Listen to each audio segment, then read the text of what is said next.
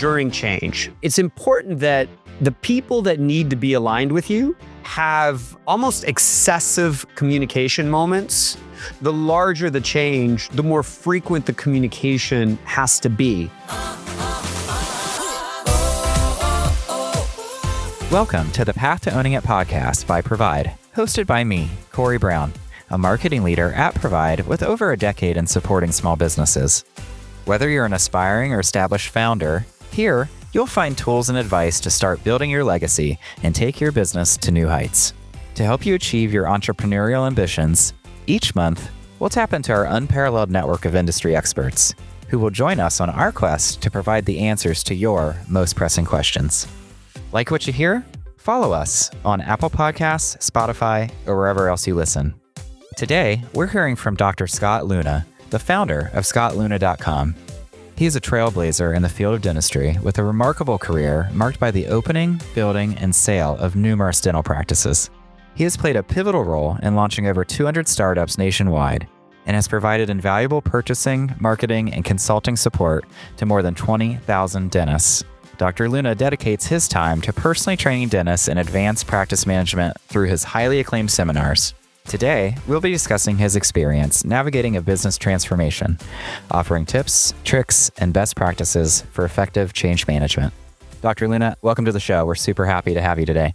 Yeah, I'm excited to be here. I appreciate the opportunity to talk to you guys. Yeah, absolutely. And, I got to start on a personal note. I'm personally excited because I've attended a few of your seminars several years ago with a previous employer. And I have to say, it really was some of the best couple days that we spent together learning not only about dentistry, but managing, growing, scaling a business. So just really want to thank you for what you're doing because it's invaluable and so many people need it. You're helping them achieve goals they never thought would be possible. So I appreciate you saying that. We're pretty passionate about making kind of our seminars this 16-day drink from a fire hose, 400 pages of content, kind of thing that applies immediately, which is kind of a refreshing change, I think, from a lot of other educational experiences out there that just don't seem to bring a whole lot of value. So I appreciate you saying that. Yeah, no, absolutely. Mean it.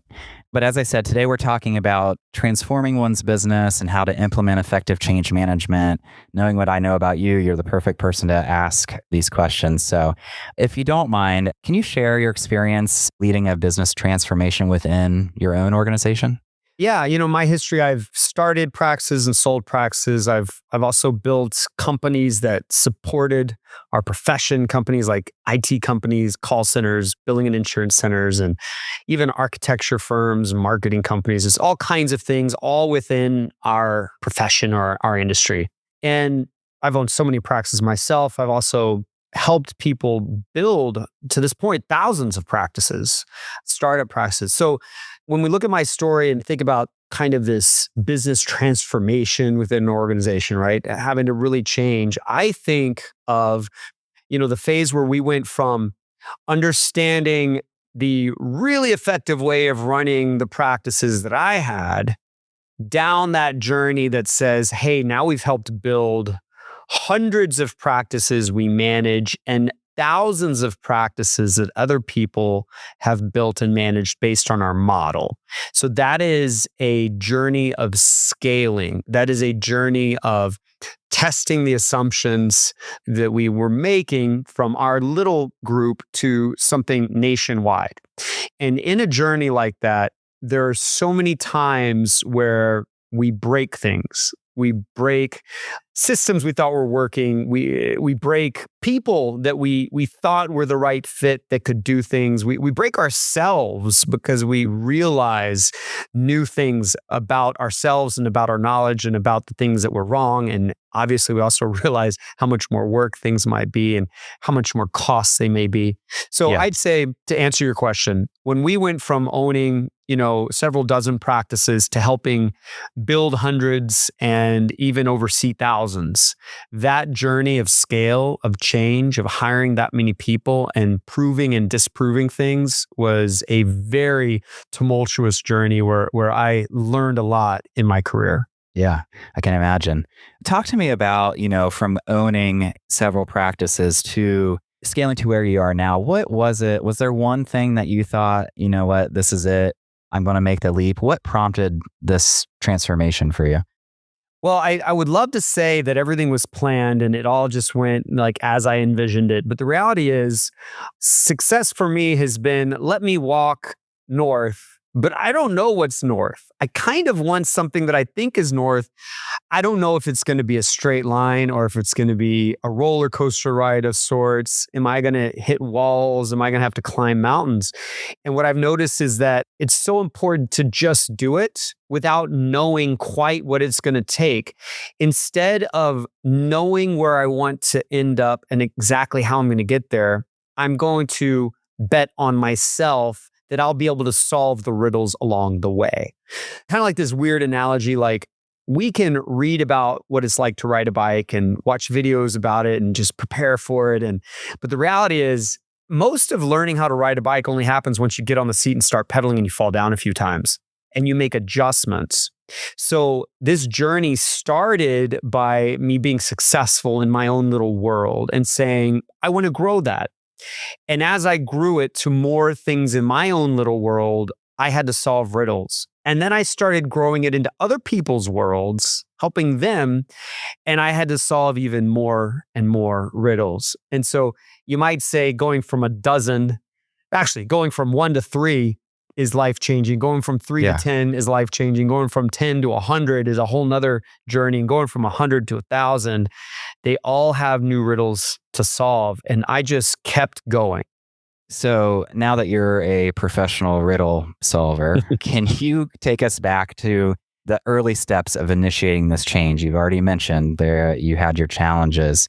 How did you start solving these riddles? Yeah, there's a big set of changes that happens when you have to go from you creating the success to others in the trench creating the success. So in a very, very early on in my career, when I was the dentist, and then I went from me to 10 dentists, what worked for me didn't work for the next dentist. And what worked for them didn't work for dentist number 5. And location number 3 didn't act like location number 1. And so that expansion started getting me more focused on how can I standardize how we do things. So no matter who the dentist is, no matter who the provider is, we're going to be successful. If we have a nicer facility, will we get more referrals no matter who the provider is? If we answer the phone with different words, or if we present the treatment plan clinically or financially in a different way, would we get more treatment on our books no matter who the provider is? And doing that with providers that were employed by me is one thing. Doing it with providers that own their own companies is a whole nother thing, because they have ideas, they have their life pressures. So I've become almost a student. I've almost dedicated my entire career to understanding the business processes that make any provider successful, while having to be sensitive to the needs and wants of that individual provider. A great example of this is we were building AI before AI was even a term. We were working with IBM Watson's supercomputer, having the supercomputer listen and analyze millions of minutes of phone calls from patients with our team members to understand, are there certain words that cause patients to not schedule? Are there certain phrases that cause people to schedule? Can we handle the phone call in a different order so that it takes away half the workload? Yeah. We were doing things like that on presenting treatment. A provider, there's certain things to say in a certain order that cut the time down and get the acceptance up. And so I became a student of that. Yeah. And then, through all of that and then building these, I guess, standardized templates that you are using moving forward, I know you said, it's like heading north, not sure what direction that's in. So how much planning was involved? And did you have to intentionally leave some flexibility in that plan for the unknowns? Or is that just something that you roll with the punches as it's happening? Yeah, it's a case where like what I had to do, we don't have to do anymore. So I had to kind of carve my own trail as I'm hiking through this mountain range, because no one was at the time doing what I was trying to do. But I've spent the last 10 years of my career being the guide on that trail. Yeah. and adjusting the trail and fixing the trail a bit so that it's easier to walk through. And so now there's definitely a very responsible way to kind of plan out, how am I going to build a practice or buy a practice? How am I going to then grow it after that? There's very clear drivers of growth, things like patient flow and how much we diagnose and how much case acceptance we get. What's our ability to collect on that? Sure. How does that integrate with our available time in our schedules? Do we need to add providers or not? There are laws with all of those topics now that we can plan for ahead of time, and we can use those laws when the time comes to make new decisions. So we don't have to go so blindly out into the open range heading north like I did, hoping we don't stumble, into a bear or something. Like now we've got a trail, we've got trail guides. It doesn't mean it has to be cookie cutter. Sure. The reality is every practice and every provider is different in so many ways. Yeah. But the laws of business in healthcare don't change that much. So we need to make sure that we're understanding those laws and we're making decisions responsibly. And Scott, let's say that I'm a business owner and those drivers are pointing me towards, okay, I'm ready for the next step, right? What role does communication play in a business transformation of this kind? Talking to not only your team, but, the clients that you serve as well. Can you talk a little bit about that for us?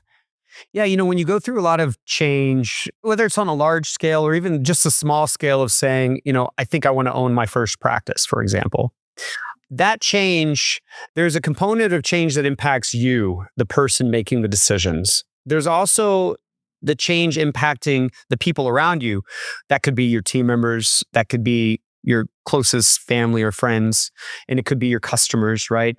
And it's important that the people that need to be aligned with you have almost excessive communication moments during change. The larger the change, the more frequent the communication has to be. But also, we kind of have to have this dance where we have to be open and transparent and communicate, but we also need to keep to ourselves the things that might cause worry or, a lack of confidence in our direction. So we have to have this balanced approach where my team or the people relying on me, I am in a very positive way, continuously communicating the changes we have and reminding them what we're trying to do. Like we're trying to get to 10 locations and serve our community this way and create this opportunity for all of us. And it's so exciting and we're going to do it. And here are the changes we're having this week. Here are the struggles we're having. We can't accidentally come across as withholding information. And we also can't come across as someone maybe we can't rely on. Like we can't say how scared we are, how we don't know something.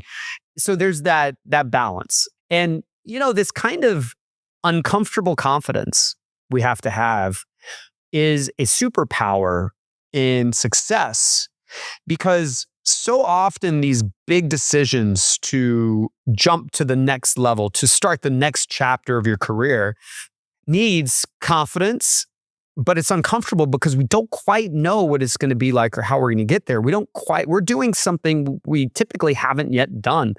So if we can be confident, but a bit uncomfortable, that is a very healthy place to be. That's almost like a right amount of worry and paranoia, but a lot of strength and positivity so that the worry doesn't stop us, so that we don't fall into the trap of mediocrity, right? The same thing every day that's good enough. We don't fall into that trap. Do you ever want that feeling to go away? Or is that something you feel like you should always have a little bit of, so you're pushing to the next level? Yeah, personally, I feel like if I am not worried about something, I'm probably losing grasp of reality, because even in success, the worry, which doesn't have to be crushing, we're not talking about like unhealthy amounts of worry, but just this kind of in the back of our mind, like what should I be worried about in success? Even if we've made it, if we might say we've made it, right? We should be worried that everything really is the way it seems, that our customers really are happy, our patients really are happy, or the quality we're doing, it really is good. And so in those moments of success, our worry kind of takes us into a very healthy maintenance mode.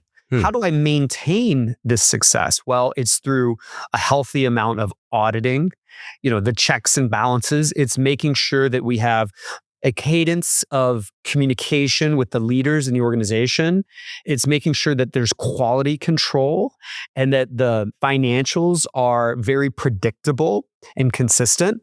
And so our worries kind of go from, I'm worried about a lot of change in the unknown to, I need to be worried in a healthy way about the quality of what we're doing, that we can make sure we can maintain these results. Yeah. And I might also say that providers that are outside of this world right now, they're outside of this life of building something or being entrepreneurial or scaling or growing. They're kind of in a world that a lot of us entrepreneurial providers feel sorry for, because they think to make money, they must trade their time. To make more money, they must go faster. To make more money, they might have to compromise their schedule, compromise their life, compromise patient care, compromise materials. They think they have to work in a facility that they're not proud of. They think they have to work with people they didn't pick, right? They think that's normal and required. But when we have the strength of vision to start the next chapter, we quickly realize we don't have to work that schedule. We don't have to take those insurances. I get to pick who I'm with. I get to pick my technology, my facility. I get to start controlling my life. And that might mean working happier, maybe working less, probably making more, but for sure being fulfilled. You see, when it's hard work working for someone else's vision, that's stress. But when it's hard work living out our vision, that's kind of like passion, right? And it's so much easier to be a clinician or provider when we're aligned more with like the excitement of passion and newness and something that represents us, as opposed to kind of the dread of having to just get through another day at this place, doing the best we can, making money it's good enough, in the facility that it'll work. We could end up there for decades. Yeah. Thanks for sharing all of that, Scott. We've discussed the process of navigating business transformation from within your business, but when we come back, I'd like to discuss some tips and tricks for owners to use to oversee effective change management.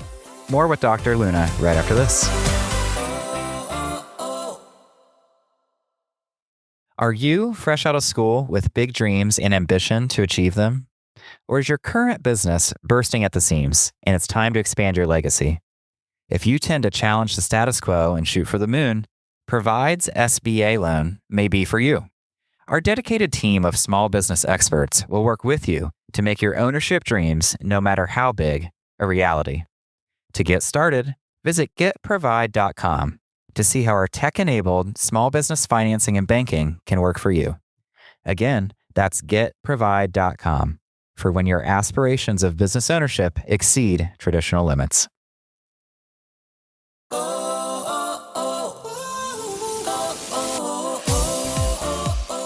I'm Corey Brown, and this is Provide's The Path to Owning It podcast. We're back with Dr. Scott Leune, founder of scottleune.com, to discuss best practices for effectively managing change from within your business. Scott, we've talked a lot in the first half about how to implement these changes or when it's maybe time to do so.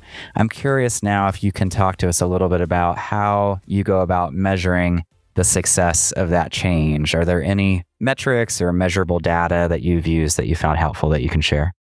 Yeah, of course. We can kind of get into the weeds with it, and we could also kind of step back and look at the big picture. But there's three main pillars to kind of being a CEO and running a company. This is something I actually teach in my dental CEO podcast and my seminars as well. But when we think of the three pillars, we have to manage people as one pillar.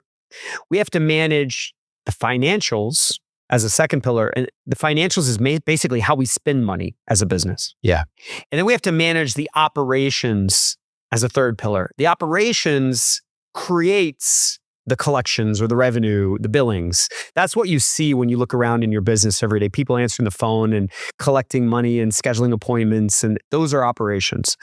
A lot of times when people talk about change and what do we track? Do we know if it's working? They're talking about operations.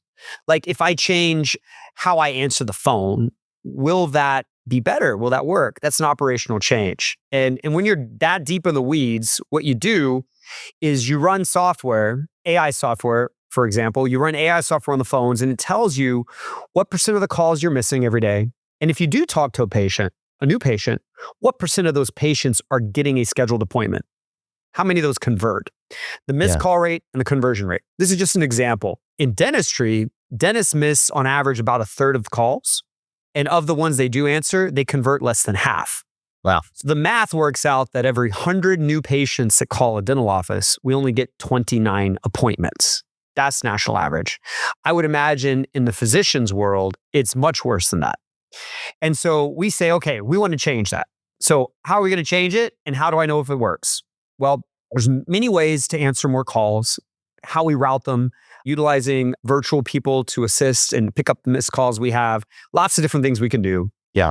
And then how do we convert more calls? That has a lot to do with the wording that we train people on. And it also has to do with some of the practice policies. And do we have openings? Do we have open capacity? And so we make these operational changes. Let's say this. Let's block schedule open time for patients over here. Let's use a third party to answer what we miss. And then we ask, well, does it work? And of course, it's easy. You just look at the software. We started with this missed call rate, and now we're down to that missed call rate. We started with this conversion rate, and now we're up to that conversion rate. Usually, an operational change can be approached that way. So what if I start doing a new type of health assessment as my new patient consultation? Does that work? Well, we can look at case acceptance percentages that's pulled with software. And we can look at the average dollar value of the appointment scheduled after that. And we can see, okay, if I put this assessment in, did it result in more treatment? Did it result in more acceptance? We can look at that as far as how we're sending narratives to insurance companies. Really, almost anything operationally, today at least, can be tracked with a number. Now, when it comes to changes of people, that's much harder to track with a number and say, well, did that work or not? But people can be tracked with operational numbers. So if I switch out a scheduler with another one, I can look at the conversion rates. If I'm mature enough as a CEO to do that, right? If I have the reports and I know what to look at and I know what that means, then I can get down to the bottom of it. Does that make sense? Yeah, absolutely. Sometimes, though, providers get distracted by all of these details. At the end of the day, from a business perspective, we're trying to bring in more money and not spend it. From a patient's perspective, we're trying to have great clinical outcomes and patients be positive about their experience. And so, if we step way back, we can ask ourselves, are patients healthy and happy, and are we making more money? And it's important to make sure that we think of those things even when we're stuck in the weeds of some operational process on the north corner of our practice where we're doing something with insurance. Because so often we blindly say yes to buying stuff and hiring people and doing things, and we don't understand it's actually causing us to lose money. Yeah. And, when you're in the weeds of that sort of thing and you think that you might have mastered these 3 pillars, right? I'm just curious, how do you ensure that that's going to have a long lasting effect on your practice or your business? What is there anything that you can do to make certain that these changes and the way you're growing and scaling are going to last well into the future? Yeah. Let's walk through a new change. Okay. For example, we're going to implement a budget for dental supplies or medical supplies, whatever supplies we have. Sure. We haven't had a budget in the past. Now we're going to say from here on, we're going to have a budget. It's going to be 4% of our revenue every month is our max budget for supplies. So there's 2 phases to this. There's the initial implementation phase, and then there's the kind of compliance phase of the change. We're going to stick with it. The initial implementation phase says, I am going to say in every morning huddle for a month, remind everyone, hey, remember, we're doing this new thing. We're ordering supplies in this new way. Then I'm going to micromanage this in the first month by auditing daily or weekly this new thing we're doing. So I'm going to meet with the people that are doing it. I'm going to check in. I'm going to test them. I'm literally going to audit what they're doing for this first month. in part because they need to understand I have no patience for not doing it.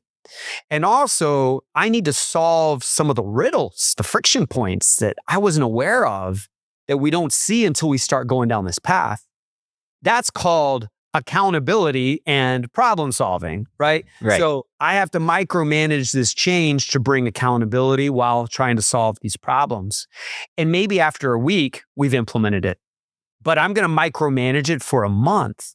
After that month, then I need to maintain it. And maintaining is very simple. All we're going to do to maintain changes like this is go check something once a month. So if my change is a supply budget, instead of checking it every day or every week, I'm just going to look at the profit and loss statement once a month and see, did we hit budget or not? That's going to be my way of auditing it and maintaining it. Just like if we were going to answer phones a new way, for a month every morning, we're going to remind people, for a month every day, I'm going to be listening and checking and solving problems and holding them accountable. But after that, once a month, I'm just going to go audit a handful of phone calls just to make sure we haven't veered off the system. Yeah. And if we did veer off, I'm reintroducing it with new accountability. That's how you get it to stick. And there comes a tipping point where there's enough people doing it the new way permanently that they will pressure the rest of them to do it that way as well. And they will teach the new people that this is how it is. And then it becomes part of who you are. You are a practice that answers phones this way or orders supplies that way. That's super interesting. I just am thinking about practices I've worked before where, and I know you've run into this, where someone's worked there for 10 plus years and they've always done it this way, which we know is like the worst thing one can say. Is that like a magical timeline of doing it every day where that person is either going to get on board or excuse themselves because they just don't abide by this new direction that we're heading in? My opinion is that you need to be micromanaging it for about twice the time it takes to actually see them do it. Okay. So, if it takes you 1 or 2 weeks to get everyone to doing it, you need to go be on top of them for another 2 weeks every single day, just verifying they're still doing it. What you're talking about is someone that I might call a blocker. Okay. Someone that is saying, I don't want to. Here's why we shouldn't. I'm not going to. And a lot of times these blockers are valuable to your organization. They've got a lot of experience, but with that experience comes a lot of kind of set ways. Mm-hmm. With a blocker, here's how I might handle that. Let's say I want to get my team to answer the phone differently. And my longtime scheduler who's been in the industry forever says, that's not what I've done in the past. That's not what we've done here. We don't have a problem. We don't need to do this. And starts coming with all these reasons why. The first thing I need to do is listen very carefully to all the reasons why, because I might learn something and they might be right. I might learn something, right? I'm going to listen to all the reasons why. Usually, though, we're still going to do it. Usually, they're not reasons to not do it. Yeah. After I listen to all the reasons, here's what I'm going to say. All right, blocker, I understand that you don't want us to do it because of this, and you're worried about that, and you're also concerned about this thing over here. I get it. Here's what I've decided. We're going to do it. I've made a decision. We're going to do it, but we're going to do it for 3 months. And after 3 months, we're going to come back and talk about it again. That's my final decision. So what I've done there is, first of all, I've asserted the dominance that like, this is my decision, right? But second, I've also said, I hear you. I validate your concerns. I understand you. So I'm not just making this final decision without listening to you. No, I've heard you. And I'm saying, by the way, it's not permanent. I'm not going to pretend like I know it's going to be the perfect thing. We're going to give it a good go. And then we're going to talk about it again, meaning this isn't the end of the story. And that's a very good strategy when you've got people blocking. So often these blockers are good people. They genuinely are concerned. They really are worried. They're not trying to be a pain. Like, they really are worried. However, if I've done that and they're still not doing it, I've got no choice but to let them go. Just like if they worked for Apple and Apple said, hey, we're going to start working on iOS 28 or whatever. And they're like, no. I like what we were doing with the last system. I don't want to do it. And here's why. What would Apple do? It'd be gone. Right. Because working in a company is a changing organism, right? And so our jobs change, our patients change, our treatment, everything, technology changes. Change is a requirement. And following the leader is a requirement to work in this organization. If I've got someone that's decided after being heard, after being trained, that they're still not going to, I've got no choice but to replace them because they will become cancerous. They will metastasize into my other employees if I wait long enough. Yeah. I have no choice. And by the way, it can really hurt to lose someone. You're shorthanded. That's rough. That's tough. But it hurts a lot more to have a full team of cancer than it does to be shorthanded with your rock stars that are good. Yeah. You got to pick your pain. I choose to cut the cancer out and find a replacement later on. Yeah. And thank you for sharing that strategy. I know that's something that many just business owners in general deal with on a daily basis. And I just think that's a great way to go about it. Like you said before, you're now kind of the guide on this trail or this tour, right? I'm curious what resources you now turn to. I mean, most people turn to you as a resource, but where does Scott Leune go for resources during this process or advice, tips? Yeah, it doesn't quite work that way. So if I'm a provider and I'm building companies, I want to look at those that have done 10 times more than the exact thing I'm trying to do. Sure. Right? They're living the life I want to live. Those are the people I want to go to as resources, whether it's them themselves or their companies or what they recommend. What I don't want to do is go out to the Facebook groups of the world and just listen to the masses' opinions. That is very distracting and can lead me astray. So I want to go to people that have done it at least 10 times more than me, exactly what I want. And that might be a very small number of people. Sure.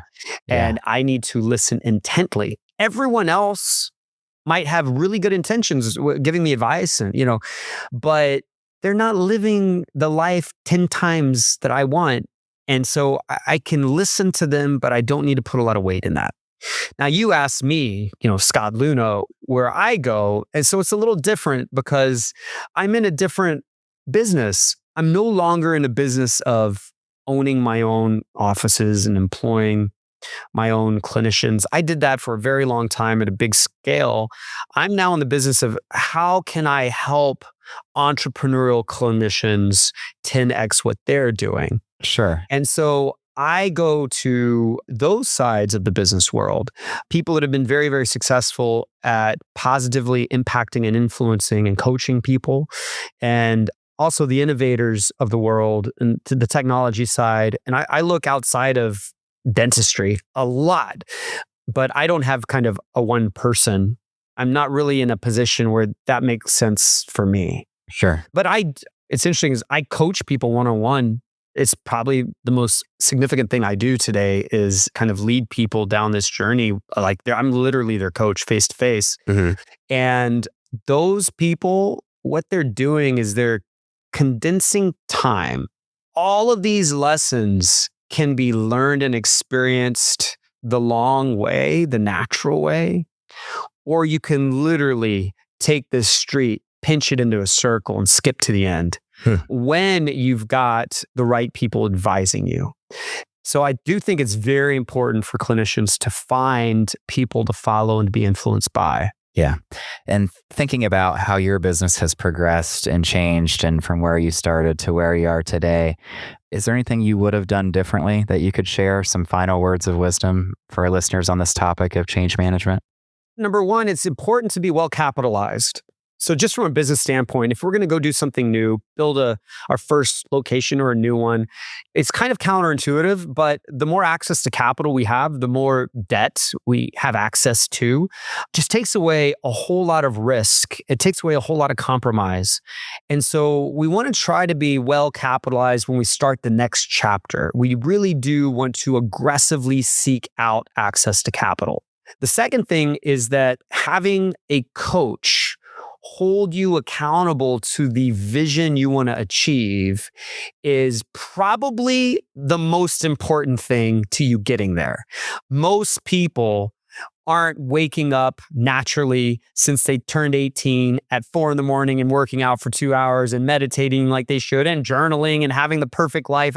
You don't accomplish the highest level of you typically without a coach. And so if you're well capitalized and then you have a coach, you then want to make sure that you have good information and a good vision. Like you can sort of, without understanding every detail, sort of understand kind of what direction you want to go, right? Yeah. After that, the most important thing, after all of that, is walking forward now. Acting even though it feels uncertain. Moving forward and doing is the most important once you have all that lined up. Otherwise, are you really going to 5 years from now complain that you're still in the same spot? Just start walking. And the journeys where all the joy is too, just like think about just something as simple as like, oh, I'm going to build a new practice. How fun that is to pick everything we're going to do and make it be an extension of what we want to be known for. Like that's a really fun chapter to get passionate about our career. Even if we're unsure, walk forward and do it. Get the knowledge, get a coach, get well capitalized, and my goodness, you're probably going to be insanely successful. Scott, that is great advice. Thank you. If anyone listening would like to attend one of the seminars we've mentioned and hear about this topic and so much more, how can they get more info and sign up? Yeah, let me list a couple things for you. So if any of this is speaking to you, I really encourage you to just at least research this. My website, scottleune.com, it's actually spelled a little interesting. It's Scott, Leune.com. You can read about our seminars and our coaching. And my team actually wanted to offer your listeners some cost savings. Great. Which this would probably pay for like your flight and hotel and everything. So if you're listening to this, if you text the word seminar to the number 48659, you will get a discount code to save quite a bit of money on some of our events. We have people flying in from Canada and from UK and Australia, and we've got mostly dentists, but a lot other providers come in as well, physicians and so forth. It's a really valuable set of events, and I just encourage anyone that's listening to this that feels like I'm touching on something that makes sense for you to go research what this is. It'd be irresponsible of you probably to not at least understand what this is. Yeah. Thank you so much for that. As attested from my opening of this show, the seminars are truly worth your time. So a coupon, even better. Awesome. Dr. Leune, thank you for sharing your story with us today. We appreciate these tips and advice you've shared for business owners, which will undoubtedly assist them with their change management challenges. So thank you so much. Thank you for having me. Thanks for joining us. The path to owning a business is a nuanced journey. We hope you discovered something in this episode that eases your path to success. If so, leave us a review on Apple Podcasts or Spotify. Have a topic you'd like discussed in a future episode? Drop us a line in the comments section or send us a message on social media. If you're ready to take control of your future and start building your legacy, be sure to visit getprovide.com. You can view our resources page for more helpful tools, learn how our all-in-one financial and banking products can help you on your path to business ownership, and pre-qualify for financing in under 2 minutes with no impact on your credit score. The Path to Owning It is brought to you by the team at Provide, with support from Slide 9 Agency. And it's produced by PodCamp Media, branded podcast production for businesses. PodCampMedia.com. Producer Dusty Weiss, editor Matt Covarrubias. For Provide, I'm Corey Brown. Thanks for being on the journey with us.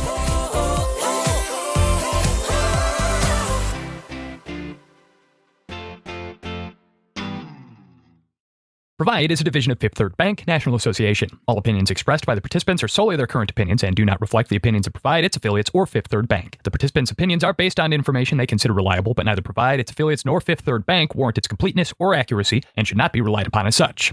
This content is for informational purposes and does not constitute the rendering of legal, accounting, tax, or investment advice or other professional services by Provide or any of its affiliates. Please consult with appropriate professionals related to your individual circumstances. All lending is subject to review and approval.